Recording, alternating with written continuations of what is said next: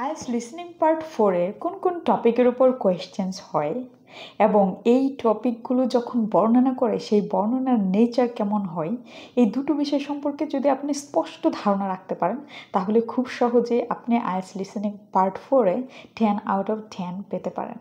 কারণ IELTS listening part 4 এবং listening part 1 অনেকটা একই রকম, কারণ এখানে শূন্য স্থান পূরণ করতে হয়।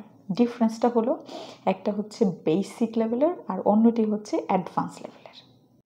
তো আমি অ্যানালাইসিস করে দেখেছি আইএলটিএস লিসনিং পার্ট 4-এ 5 ধরনের টপিক থেকে মেনলি কোয়েশ্চেন্সগুলো করা হয়। তো এই 5 ধরনের টপিকগুলো কী কী? প্রথমে হচ্ছে education, then science and technology, then business, then environment এবং লাস্টেরটি হলো হিস্ট্রি। এই টপিকগুলো থেকে কোয়েশ্চেন্স হয়। এখন বর্ণনার নেচার যদি ব্যাখ্যা করি তাহলে আপনাদের একদম ক্লিয়ার হয়ে যাবে যে এখানে কেন অ্যাডভান্স লেভেলের ভোকাবুলারি বা ফ্রেজেস ব্যবহার করা হয়। বর্ণনার ধরন হলো তার কোনো রিসার্চ নিয়ে কথা বলে, রিসার্চ কোন বিষয়ে করা হয়েছে, রিসার্চ করতে গিয়ে তারা কী কী সমস্যা ফেস করেছে, রিসার্চের লোকেশনস কোথায় ছিল, রিসার্চের ফাইন্ডিংসগুলো কী কী এবং এই রিসার্চের ফিউচার ইমপ্লিকেশনস কী কী হবে। তো বোঝাই যাচ্ছে এগুলো একাডেমিক কথাবার্তা, অ্যাডভান্স লেভেলের কথাবার্তা। এই জন্যই রিসার্চ মানেই একটা জটিল ব্যাপার। তো এই বিষয়গুলো যদি আপনি খুব ভালোভাবে বুঝতে চান তাহলে অ্যাডভান্স লেভেলের ভোকাবুলারি যে তারা ব্যবহার করে সেগুলোর প্যারাফ্রেজিংস আপনাকে অবশ্যই জানতে হবে। তো আমি লিসেনিং পার্ট 4 অ্যানালাইসিস করে 250 প্যারাফ্রেজিংস বের করেছি যেগুলো এই 5টি টপিকের সাথে কানেক্টেড। এই 250 প্যারাফ্রেজিংস যদি আপনি একদম খুব সুন্দর করে মাথায় রাখতে পারেন তাহলে আপনি যখন লিসেনিং টেস্ট দিবেন তখন আসলে এই প্যারাফ্রেজিংসগুলোই ঘুরে ফিরে ওরা ব্যবহার করবে এবং আপনি শুনে বুঝতে পারবেন। কারণ কোয়েশ্চেনে যা দেওয়া আছে সেগুলোর প্যারাফ্রেজিংসে তো তারা ব্যবহার করবে, তাই না? তো এই 250টি প্যারাফ্রেজিংস আপনাকে অবশ্যই জানতে হবে। তো যেহেতু 250 প্যারাফ্রেজিং আমি এক ভিডিওতে শেয়ার করতে পারবো না, অনেক লম্বা হয়ে যাবে ভিডিও, তাই আজকের ভিডিওতে আমি 120টির কাছাকাছি প্যারাফ্রেজিংস আপনাদের সাথে শেয়ার করব। অনেকেই কমেন্ট করে জিজ্ঞেস করেন প্যারাফ্রেজিংসের পিডিএফগুলো কোথায় পাওয়া যাবে।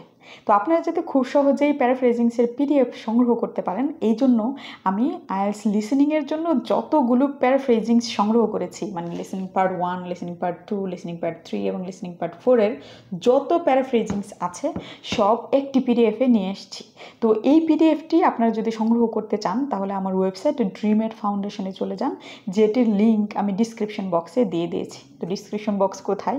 এই যে ভিডিও দেখতে পাচ্ছেন এটির যে লাস্ট লাইনের পরে নীল কালিতে লেখা যে লাইনটি আছে সেটি হচ্ছে ডিসক্রিপশন বক্স। এখানে ক্লিক করলেই আপনি আমার ওয়েবসাইট ড্রিমেড ফাউন্ডেশনে চলে যাবেন, সেইখানে গেলেই আপনি এই পিডিএফটি অর্ডার করতে পারবেন। অর্ডার কনফার্ম করার পরে আপনি আপনার ইমেলের মাধ্যমে সফট কপি পেয়ে যাবেন এই পিডিএফের। সো আপনি খুব সহজেই এই পিডিএফটি সংগ্রহ করতে পারবেন।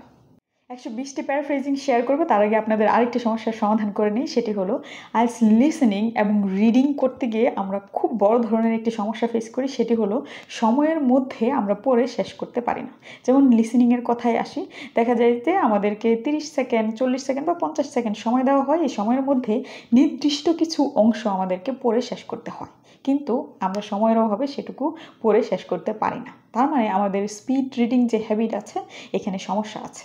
তো এই সমস্যার সমাধান করতে আমি আপনাদেরকে একটি বই সাজেস্ট করব। এই বইটি কিনে নিয়ে এই বইয়ে যতগুলো টেকনিক্স আছে সেই টেকনিকগুলো কাজে লাগান, তাহলে খুব সহজেই আপনি আইএলটিএসের রিডিং এবং লিসেনিংয়ে ভালো করতে পারবেন এবং খুব কম সময়ে একটি প্যাসেজ বা আপনাকে যা পড়তে দেবে সেটি শেষ করতে পারবেন। আর সেই বইয়ের নাম হচ্ছে দ্য স্পিড রিডিং বুক। এটি হচ্ছে বই দ্য স্পিড রিডিং বুক, এটি টনি বাজেনের লেখা। এই বইটি সংগ্রহ করে ফেলেন, সংগ্রহ করে যে টেকনিক্সগুলো দেওয়া আছে সেই টেকনিক কাজে লাগান। তো কতটুকু কাজে আসবে সেটুকু আমি বলি। আপনি যদি সবগুলো টেকনিক কাজে লাগাতে পারেন, আপনার আগে যদি কোনো প্যাসেজ পড়তে 10 থেকে 12 মিনিট সময় লাগতো, এই টেকনিকগুলো কাজে লাগানোর পর আপনার 3 থেকে 4 মিনিট সময় লাগবে সেই একই প্যাসেজ পড়তে। তার মানে অর্ধেকেরও কম সময়ে আপনি সেই প্যাসেজ পড়ে শেষ করে ফেলতে পারবেন। প্লাস আপনার আন্ডারস্ট্যান্ডিং লেভেল কিন্তু সেম থাকবে, আর আমি বলবো আন্ডারস্ট্যান্ডিং লেভেল বেড়ে যাবে আরও। তো খুব সহজে এই সমস্যার সমাধান করতে এই বইটি সংগ্রহ করুন। আর এই বইটি চাইলে আপনি আমাদের ওয়েবসাইট ড্রিমেড ফাউন্ডেশন থেকে সংগ্রহ করতে পারবেন। তো ডিসক্রিপশন বক্সে লিঙ্ক আছে, গিয়ে এই প্রোডাক্টটি সংগ্রহ করে ফেলুন। আর এই বই 100% কাজে লাগাতে আপনারা যদি কোনো ভিডিও চান, তাহলে এই বইয়ের উপর শুধু ডেডিকেটেড আমি একটা ভিডিও বানাতে পারি, তবে সেটি আমাকে অবশ্যই কমেন্ট সেকশনে জানাবেন। তাহলে আমি এই বইয়ের উপর আপনাদেরকে একটি ভিডিও দেব, এবং সেই ভিডিও থেকে বুঝে এবং বই পড়ে যতটুকু বুঝবেন আপনার স্পিড রিডিং স্কিল ইমপ্রুভ করবে। আমার রিসার্চ অনুযায়ী লিসেনিং পার্ট 4-এ প্রায় 6 ধরনের প্যারাফ্রেজিং টেকনিক্স ব্যবহার করা হয়। তো এই 6 ধরনের প্যারাফ্রেজিং টেকনিক্সগুলো হলো, প্রথমটি হলো রিওয়ার্ডিং অর এক্সপ্লেনেশন। অনেক সময় কোয়েশ্চেনে যা থাকে অডিওতে সেগুলো রিওয়ার্ডিং করা হয়, মানে অন্যভাবে বলা হয় এবং বা এক্সপ্লেনেশন ব্যবহার করা হয়। দ্বিতীয়টি হলো ইউজ অফ কনটেক্সচুয়াল ক্লুজ। কোয়েশ্চেনে যা দেওয়া হয় সেটি বর্ণনা করতে গিয়ে অডিওতে ক্লু ব্যবহার করা হয়, সেটাকে বলা হয় কনটেক্সচুয়াল ক্লুজ, যে অনুযায়ী প্যারাফ্রেজিং হয়। তৃতীয়টি হলো changing in word form or grammatical structure. তো গ্রামাটিক্যাল স্ট্রাকচারে চেঞ্জ করে ফেলতে পারে অথবা ওয়ার্ড ফর্ম চেঞ্জ করে ফেলতে পারে। যেমন লোকেট, এটি একটি ভার্ব, এটি যদি কোয়েশ্চেনে ব্যবহৃত হয় তাহলে অডিওতে ওরা ব্যবহার করতে পারে লোকেশন, যেটি একটি নাউন। চতুর্থটি হলো অ্যাডিং এক্সাম্পলস অর ডিটেলস। এটি খুবই গুরুত্বপূর্ণ, লিসেনিং পার্ট 4-এ এটি অবশ্যই ব্যবহার করে, কারণ দেখবেন যে কোয়েশ্চেনে দেওয়া আছে ক্লাইমেট চেঞ্জ। তো ক্লাইমেট চেঞ্জ এই শব্দটি না বলেও তারা এটি রিলেটেড এক্সাম্পলস দিতে পারে বা ডিটেলস বলতে পারে, যার কারণে আপনাকে বুঝতে হবে যে হ্যাঁ, তারা ক্লাইমেট চেঞ্জ নিয়েই কথা বলতেছে। পরেরটি হলো passive to active. Passive sentence যদি কোয়েশ্চেনে ব্যবহৃত হয়, দেখবেন যে অডিওতে তারা অ্যাক্টিভ সেন্টেন্সেস বলতেছে। এটি খুবই ইন্টারেস্টিং, এবং এটি যদি আপনি পারেন তাহলে আপনি খুব সহজেই প্যারাফ্রেজিংগুলো ধরতে পারবেন অ্যাজ লিসেনিং পার্ট 4-এ। পরে লাস্টেরটি হলো সিনোনিম রিপ্লেসমেন্ট। এটি সবচেয়ে কমন এবং এটি অবশ্যই হয়, আর আমরা সবসময় সিনোনিম রিপ্লেসমেন্টে গুরুত্ব দেই এবং এটি নিয়েই পড়ে থাকি। মনে রাখবেন, আজ লিসেনিং পার্টে যদি আপনি ভালো করতে চান, অবশ্যই আপনাকে এই 6টি প্যারাফ্রেজিং টেকনিক্সের উপর গুরুত্ব দিতে হবে, বিশেষ করে adding examples and contextual clues আর রিওয়ার্ডিং যে এক্সপ্লেনেশনসগুলো আছে সেগুলো। তো চলুন, আমি সবগুলোর জন্যই উদাহরণ রেখেছি। আমি সবগুলো হয়তো ডিটেলসে ব্যাখ্যা করব না, জাস্ট আপনাদেরকে বুঝিয়ে দেওয়ার জন্য যে রিওয়ার্ডিং কীভাবে হলো, কনটেক্সচুয়াল ক্লু কীভাবে হলো, এইভাবে আমি কয়েকটির এক্সাম্পলস এক্সপ্লেন করব, বাকিগুলো জাস্ট পড়ে যাব। তো চলুন শুরু করি। রিওয়ার্ডিং ওর এক্সপ্লেনেশন। প্রথমটি আছে টু প্রোটেক্ট ওয়াইল্ড লাইফ। তো এইটাকে আমরা অন্য আরেকভাবে বলতে পারি, যে এটাকে ইংলিশে রিওয়ার্ডিং বলে, মানে কোনো ফ্রেজকে অন্য কোনোভাবে বলাকে রিওয়ার্ডিং বলে। যেমন টু প্রোটেক্ট ওয়াইল্ড লাইফ, তো প্রোটেক্ট এটার সিনোনিম হচ্ছে সেফগার্ড, ওয়াইল্ড লাইফ হচ্ছে অ্যানিম্যাল পপুলেশনস। তো টু প্রোটেক্ট ওয়াইল্ড লাইফ এটার রিওয়ার্ডিং হচ্ছে টু সেফগার্ড অ্যানিম্যাল পপুলেশনস। এরকম আছে the water is scarce, there is limited access to water. Water স্বল্পতা মানে আপনার ওয়াটারে অ্যাক্সেস কম, এই অর্থে হচ্ছে আমরা দুটোই একই অর্থে ব্যবহার করতে পারি। Increase knowledge, expand understanding. তো নলেজ এবং আন্ডারস্ট্যান্ডিং কখনোই সিনোনিম ডিরেক্টলি হতে পারে না, তবে আমরা যদি একটু ইনার মিনিং চিন্তা করি, নলেজ মানে হচ্ছে জ্ঞান, আপনি কোনো কিছুর সম্পর্কে জ্ঞান আছে মানেই আপনার আন্ডারস্ট্যান্ডিং ভালো হবে, সেই অর্থে এই আন্ডারস্ট্যান্ডিং নলেজ হচ্ছে আমরা এইভাবে বলতে পারি যে ইনক্রিজ নলেজ মানে এক্সপ্যান্ড, মানে ইনক্রিজ এর synonym expand understanding. Save energy, তো সেভ এনার্জি কিন্তু এটা পজিটিভ ওয়েতে ব্যবহৃত হয়েছে, কিন্তু রিডিউস একদম নেগেটিভ একটা শব্দ ব্যবহার করে, বা আমি বলবো অ্যান্টোনিম ব্যবহার করে এখানে কিন্তু বলেছে রিডিউস এনার্জি কনজাম্পশন। আমরা কোনো কিছুর এনার্জি কনজাম্পশন যদি কমিয়ে দিই তাহলে হচ্ছে এনার্জি সেভ হবে, এই অর্থে কিন্তু আমরা সেভ এনার্জি এটাকে আরও একভাবে বলতে পারি, সেটি হলো রিডিউস এনার্জি কনজাম্পশন। আপনি একটি জিনিস খুব ভালোভাবে মনে রাখবেন, লিসেনিং এক্সাম যখন দিচ্ছেন, বিশেষ করে পার্ট 4-এ দেখবেন এই যে সবুজ কালিতে আমি যেগুলোতে লিখেছি যে ফ্রেজেসগুলো, সেইগুলো প্যারাফ্রেজিং আপনি অডিওতে শুনতে পাবেন যেগুলো কালো কালিতে আছে, এবং এগুলো শুনবেন কারণ এগুলো অনেক রিসার্চ করে আমি এখানে আপনাদের সামনে তুলে ধরছি। তারপরে আসেন স্টোর ফুড, এটা খুবই ইন্টারেস্টিং ওয়েতে প্যারাফ্রেজিং রিওয়ার্ডিং করেছে। যেমন keep food for future use. দেখুন, স্টোর করে রাখা, কোনো কিছু যদি আমরা স্টোর করে রাখি সেটা কিন্তু আসলে ফিউচারে ইউজ করবো সেই অর্থে। তো ফিউচার ইউজ এখানে স্টোরের সিনোনিমাস ওয়েতে বা সিনোনিমাস এক্সপ্রেশন। তার মানে স্টোর ফুড এটাকে আমরা অন্যভাবে বলতে পারি keep food for future. Temperature dropped, temperature drop মানে কি? তাপমাত্রা নিচে নেমে গিয়েছে। তাপমাত্রা নিচে নেমে যাওয়া মানেই হচ্ছে ঠান্ডা অনুভব করা। তো সেই অর্থে ইট বিকেম কোল্ডার। লিভ লঙ্গার, এটাকে আমরা মনে হয় বলতে পারি ইনক্রিজ লাইফ এক্সপেক্টেন্সি। আমার মনে হয় বুঝে গিয়েছেন রিওয়ার্ডিং বা এক্সপ্লেনেশন তারা কীভাবে ইউজ করে। তো আমি বাকিগুলো জাস্ট পড়ে যাচ্ছি, শুনেন। Food is unhealthy, lakhs nutritional value মানে কোনো কিছুর পুষ্টি মান কম মানেই সেটা আনহেলদি হবে, সেই অর্থে। তারপরে হচ্ছে pollute the air, release harmful substances into the atmosphere, lack of sleep, insufficient rest, fail in the exam, not achieve a passing score, contact someone, get in touch with someone, solve a problem, find a solution. এটা খুবই interesting. Solve problem এটার কোনোটা দিয়েই কিন্তু আপনার rewarding করা হয় নাই। এটা বলা হচ্ছে কোনো কিছুর প্রবলেম সলভ করা মানে সেটার সলিউশন খুঁজে বের করা। সেই অর্থে আমরা সলভ এ প্রবলেমকে অন্যভাবে বলতে পারি ফাইন্ড এ সলিউশন। পরে take part in a project, to involve in a project. Take part participate করা মানে অংশগ্রহণ করা, ইনভলভ মানে জড়িত হওয়া, একই কথা। Learn skill, acquire skill, just synonym ওয়েতে এটি ব্যবহার করা হয়েছে। এবার কনটেক্সচুয়াল ক্লু নিয়ে আলোচনা করি। কনটেক্সচুয়াল ক্লু যেমন hard to measure, difficult to quantify, একদম সিনোনিমাস ওয়েতে ব্যবহার করা হচ্ছে। Different outcome, produce unexpected result, humans affected, had an impact on people. তো এখানে হিউম্যানস ব্যবহার করা হয়েছে, এখানে people. Social issues, problems in the community. তো এইটি ধরেই আমি আপনাদেরকে বুঝিয়ে দেবো কনটেক্সচুয়াল ক্লু বলতে কী বোঝায়। যেমন সোশ্যাল ইস্যু, এটা কিন্তু একটা বিগার কনটেক্সট, সেই অনুযায়ী আপনাকে একটি ক্লু দিচ্ছে, সেটি হলো problems in the community. Community একটা ছোট জিনিস, সোসাইটির একটা ছোট অংশ হচ্ছে কমিউনিটি। সো এই কমিউনিটি কিন্তু একটি ক্লু, আর সোশ্যাল ইস্যুস হচ্ছে বিগার কনটেক্সট, এইগুলো হচ্ছে কনটেক্সচুয়াল ক্লুজ। তারপর হচ্ছে গেটিং ওর্স, ডিটেরিয়েটিং ওভার টাইম। গেটিং ওর্সড মানে খারাপ, কিন্তু গেটিং ওর্স মানে খারাপের দিকে যাওয়া, আর ডিটেরিয়েটিং মানেই হচ্ছে ক্রমান্বয়ে কোনো কিছু খারাপ হওয়া, যেমন ওভার টাইম, সময়ের প্রেক্ষিতে। No longer used, has been phased out মানে এটা শেষ হয়ে গিয়েছে। Learning process, acquiring new knowledge. তারপরেরটাতে যাব, সেটি হলো এটি। Poor health, showing signs of physical decline. Physical decline মানে আপনার স্বাস্থ্যগত সমস্যা দেখা দিলে পোর হেলথ কন্ডিশন সামনে চলে আসে, সেই অর্থে আমরা পোর হেলথ এটিকে অন্যভাবে বলতে পারি showing signs of physical decline. Untrained staff, lacking professional qualification, এটা একটি bigger context, lacking professional qualifications. তার মধ্যে একটি ক্লু হলো untrained staff. Old technology, outdated system, technology হচ্ছে সিস্টেমের একটি অংশ। মোর accurate, offers greater precision, not reliable, lakhs consistency, fewer resources, limited supplies যদি থাকে তাহলে রিসোর্স কম হবে, এটি স্বাভাবিক। তার মানে সাপ্লাইস হচ্ছে বিগার কনটেক্সট আর ফিউয়ার রিসোর্সেস হচ্ছে আপনার ক্লু। ডিলেড রিয়াকশন, টোক লঙ্গার টু রেসপন্স, জাস্ট সিনোনিমাস হিসেবে ব্যবহার করা হয়েছে। তো আরও কনটেক্সচুয়াল ক্লুজ দেখে নেব। তো এখানে সবুজ কালিতে যেগুলো আমি রেখেছি, যে ফ্রেজেসগুলো রেখেছি, সেগুলো হচ্ছে এইগুলোর কারণে হয়। কালো কালিতে যেগুলো লেখা সেগুলোর কারণে, যেমন not enough food, faced food শর্টেজের যদি হয়, তার মধ্যে একটা কারণ হচ্ছে, একটা ফল আপনি ভোগ করবেন যে এনাফ ফুড থাকবে না। রাইজিং টেম্পারেচার, ক্লাইমেট ওয়ার্মিংয়ের একটি প্রভাব হচ্ছে rising temperature. Too many tourist, over ট্যুরিজমের একটি সাইড ইফেক্ট হলো আপনার টু মেনি ট্যুরিস্ট থাকবে।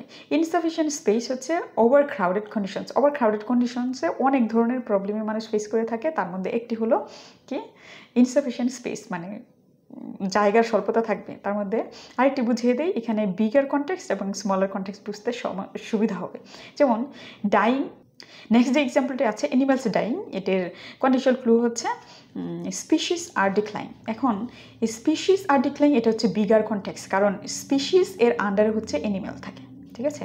আর ডিক্লাইনিং মানে অনেক কারণেই ডিক্লাইন হতে পারে, তার মধ্যে একটি হচ্ছে অ্যানিমেলস মারা যাচ্ছে। এখন অ্যানিমেলস এমনিতেও মারা যেতে পারে, আবার আরেকটি হতে পারে যে মানুষ বন নিধন করছে সেই জন্য মারা যাচ্ছে, বা মানুষ এগুলো খেয়ে ফেলতেছে তো সেই কারণে মারা যেতে পারে, তো বা ধ্বংস হয়ে যেতে পারে, শেষ হয়ে যেতে পারে। তো এই স্পিসিস আর ডিক্লাইন এটা বিগার কনটেক্সট, এটার মধ্যে একটি কনটেক্সট হলো বা ক্লু হলো অ্যানিমেলস আর ডাইং।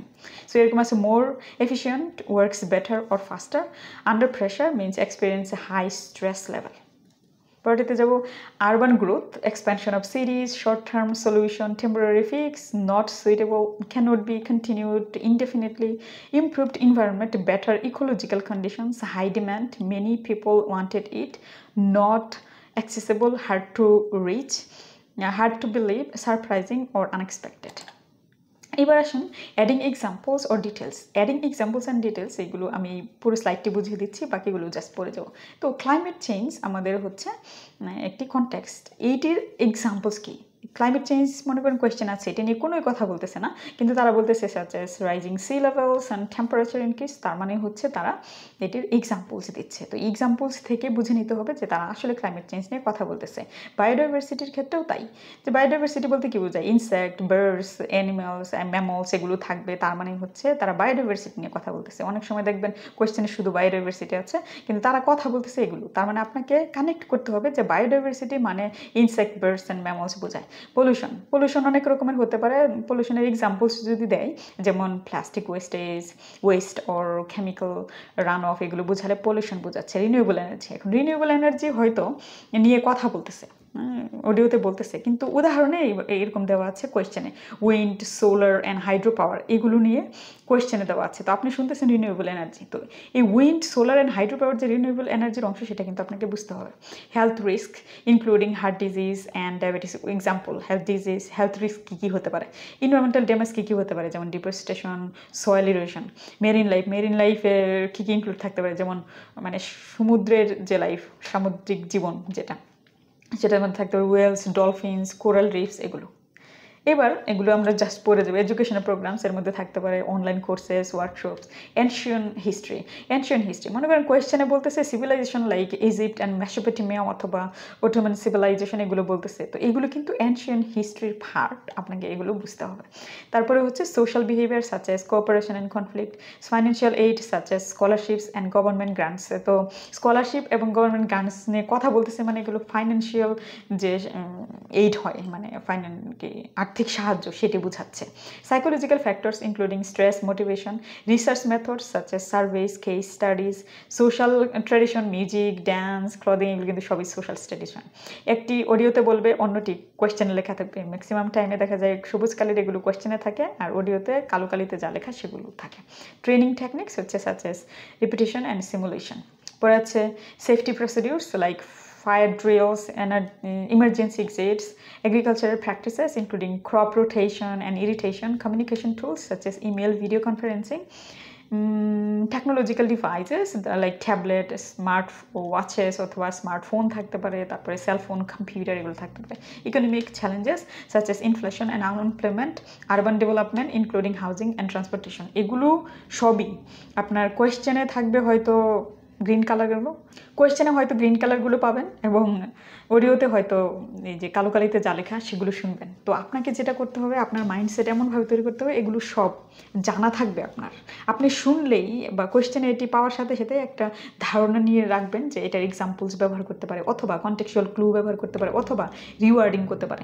ঠিক আছে, এগুলো আপনাকে রাখতে হবে মনে। তো এগুলো আমি আর পড়ছি না, যেমন scientific theories, literacy programs, tourist attraction, migration patterns, business strategies, legal system, natural resources, এগুলো সবই ওরা বলতে পারে, এবং এগুলো হচ্ছে সিনোনিম হিসেবে ব্যবহার করবে, নট সিনোনিম, এক্সাম্পলস হিসেবে ব্যবহার করবে। পরে ওয়ার্ড ফর্মে চেঞ্জ করেও কিন্তু ওরা প্যারাফ্রেজিং করবে। সেটি হলো যেমন এক্সপ্যানশন, এটি নাউন, এটার ভার্ব ব্যবহার করতে পারে expanded. Then analysis, analyse. Then explanation, explain. Introduce, introduction. Discovery, discover. Then observation, observe. Preservation, preserve. Innovation, innovate. তারপর আছে প্যাসিভ অ্যাক্টিভ ভয়েস চেঞ্জেসের ব্যাপারটা, সেটি আমরা অনেকেই বুঝতে পারি না বা এটা নিয়ে চিন্তাও করি না। এটা একটু চিন্তা করবেন, কারণ এটা যদি আপনার ধরতে পারেন, মানে আপনি কনসিয়াসলি শুনবেন প্রথম দিকে যদি করতে পারেন, কারণ লিসেনিং হচ্ছে অ্যাক্টিভ লিসনিং, খালি শুনলেই হয় না, এখানে আপনাকে শুনে আনসার বের করতে হয়। তাই এগুলো টেকনিক পড়ার সময় একটু অ্যানালাইজ করবেন, তারপরে যখন পরীক্ষা দিবেন। তো এই যে গ্রিন কালারে যা লেখা আছে সেগুলো প্যাসিভ ফর্মে আছে, আর কালো কালিতে অ্যাক্টিভ ফর্মে আছে। আমি কিছু পড়ে শোনাচ্ছি। দ্য প্রজেক্ট ওয়াজ ইনিশিয়েটেড, আর এইখানে অ্যাক্টিভে দেওয়া আছে researcher initiated the project initiated হয়েছে, কিন্তু কে ইনিশিয়েট করছে সেখানে কিন্তু মনে করুন অডিওতে সেটি বলতেছে, এরকম হতে পারে। স্যাম্পলস ওয়ার কালেক্টেড, এখন কে স্যাম্পল কালেক্ট করেছে সেটা কিন্তু এখানে থাকবে। The team collected the samples, শুধু হয়তো এটুকু থাকতে পারে। The samples were collected by দিয়ে একটা কি শূন্যস্থান দিয়ে দিল। এখানে অডিওতে বলতেছে the team collected the samples. তো আপনার এটা খুবই জানা জরুরি যে এটুকু প্যাসিভ ব্যবহার করলেও কোয়েশ্চেনে আনসারে কিন্তু অ্যাক্টিভ ব্যবহার করেছে। The law was passed, parliament passed the law, the issue was discussed, they discussed the issue, the technique was developed, scientists developed the technique, the information was recorded, the assistant recorded the information. এরকম আমি আরও রেখেছি এরকম, the wildlife was protected, conservationists protected the wildlife, the funds were provided, the government provided the funds. The policy was introduced, the council introduced the policy, the discovery was made, the scientists made the discovery, the event was organized, the volunteer organized the event, the records were kept, the institution kept the record. এই তো এগুলো আছে, এগুলো আমি আর পড়ছি না, আমরা চলে যাব এটাতে সিনোনিমে। সিনোনিম রিপ্লেসমেন্ট এটি খুবই কমন, তবে আমি এখানে যে সিনোনিমসগুলো নিয়েছি সেগুলো কিন্তু অ্যাডভান্সড, যেমন মেথড, অ্যাপ্রোচ, এটা কিন্তু ব্যবহার করবে ওরা। স্টার্ট, ইনিশিয়েট, দেন টেস্ট, স্টার্ট বিগিন আমি দিতে পারতাম, কিন্তু পার্ট 4-এ আসলে স্টার্ট বিগিন এরকম সিনোনিম ওরা ব্যবহার করে না, খুবই অ্যাডভান্স লেভেলের সিনোনিম ব্যবহার করে। তো এখানে আমি জাস্ট 120টি ব্যবহার করেছি, বাকি আরও আছে, সেগুলো আপনাদেরকে জানতে হবে। তারপরে হচ্ছে money, funding, data, information, then difficult, challenging, important, significant, cheap, low cost, then হচ্ছে increase, rise, decrease, decline, rule, regulation, then watch, observe, allow, permit, protect, preserve, answer, response. এবং এই যে আমরা সিনোনিমসগুলো দেখলাম, এই সবগুলো অ্যাডভান্স লেভেলের। তো আমি আপনাদেরকে 120টি প্যারাফ্রেজিংস এখানে শেয়ার করার চেষ্টা করেছি, সবগুলো আমি এক্সপ্লেন করতে পারি নাই, অনেক সময় লেগে যাবে তাই। তো আপনাদেরকে আমি সাজেস্ট করব এগুলো খুব সুন্দর করে বুঝে পড়ার জন্য। আর একটা কথা মনে রাখবেন, আইএলটিএসের যে 4টি মডিউল আছে, লিসেনিং, রিডিং, রাইটিং এবং স্পিকিং, এরা কিন্তু ইন্টারকানেক্টেড, একটার সাথে আরেকটা আলাদা করা যাবে না। আপনি যদি এই যে সিনোনিম বা সিনোনিমাস এক্সপ্রেশনস, প্যারাফ্রেজিং আমি যা আজকে শেয়ার করলাম, বা প্যারাফ্রেজিংসগুলো যে শেয়ার করলাম, এগুলো কিন্তু আপনার রাইটিংয়ে কাজে লাগবে, আপনার রিডিংয়ে কাজে লাগবে, আপনার স্পিকিংয়ে কাজে লাগবে, আর লিসেনিংয়ে তো অবশ্যই কাজে লাগবে। সো আপনি খুব হার্ড অ্যান্ড সোল ট্রাই করেন এগুলো যাতে মনে রাখতে পারেন, তাহলেই দেখবেন লিসেনিং পার্ট 4-এ অবশ্যই ভালো করতেছেন। তো আপনারা খুব সহজেই 120টি প্যারাফ্রেজিংস পেয়ে গেলেন, যেগুলো পার্ট 4-এ খুবই কাজে দেবে। আর এগুলোর পিডিএফ সংগ্রহ করতে চাইলে তো অবশ্যই আমি বলবো আমার ওয়েবসাইটে চলে যান, সেখান থেকে সংগ্রহ করুন। আর প্লাস আমার বই সবার জন্য আইএলটিএস স্পিকিং, এটি যারা সংগ্রহ করেননি তারা অবশ্যই আমার ওয়েবসাইট থেকে সংগ্রহ করে নেবেন। আর টনি বাজেনের বই দ্য স্পিড রিডিং বুক, এটি অবশ্যই সংগ্রহ করবেন। আর আপনি এসব বই নেন বা না নেন, আপনারা আমার ওয়েবসাইট ঘুরে আসেন, ওয়েবসাইটে গিয়ে দেখেন ইনভেন্টরিতে কী কী আছে। আমি চেষ্টা করছি আইএলটিএসের যত বই আছে সেগুলো যেন আমি এই ওয়েবসাইটের মাধ্যমে আপনাদের কাছে পৌঁছে দিতে পারি, সেই চেষ্টা করব।